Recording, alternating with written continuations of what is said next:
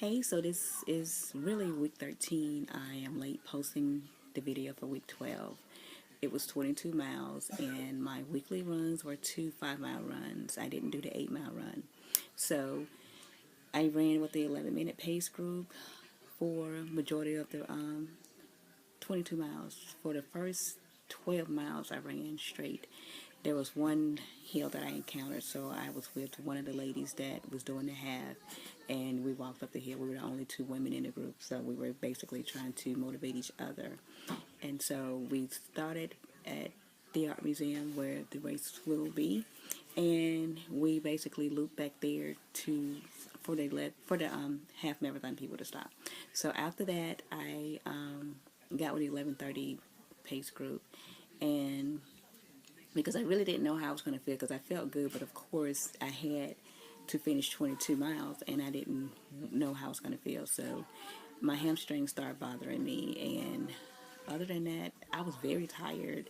Energy wise, I was okay. It was just my hamstrings were was okay. It was bothering me, but I didn't get tired maybe until like mile 18 or 19. I'm like, oh my goodness, this is like horrible. But afterwards, I didn't ache as bad, so I think my body is getting used to the long distance.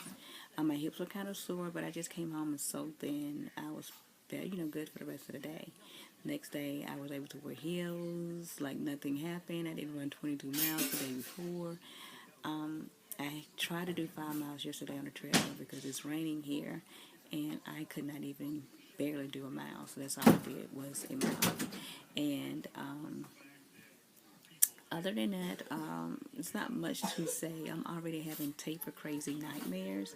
When people would say things about taper crazy, I thought they would just say that just to say, okay, this is what's going on, but that is actually true. So I'm hoping I don't have nightmares for the next 3 weeks about tapering and putting in the miles. I have an 8 mile run next week, and after next week is race week.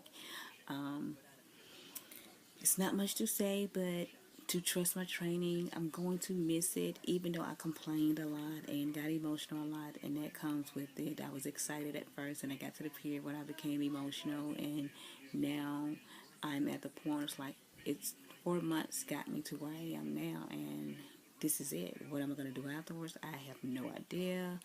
I do want to do a few half marathons next year. I do want to become a half fanatic.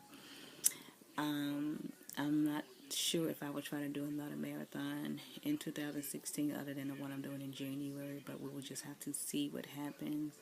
But this is it.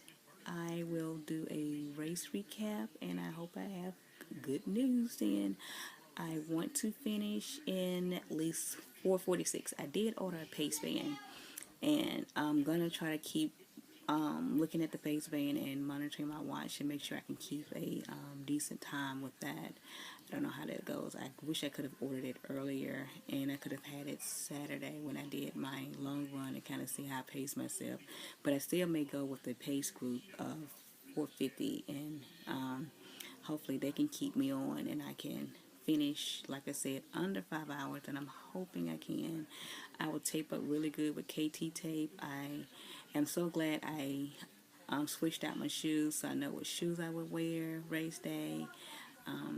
I did wear what I felt like I would wear if it was kind of cool that day, but if not, I ran several times in my running skirts, and that's what I would wear race day. If it's like 50 degrees, I wear a running skirt and just tape up with my KT tape and use my compression sleeves on my legs and one of my tech tees, and that's it. So I will see you in 3 weeks with a recap, and hopefully it's a good report. Bye.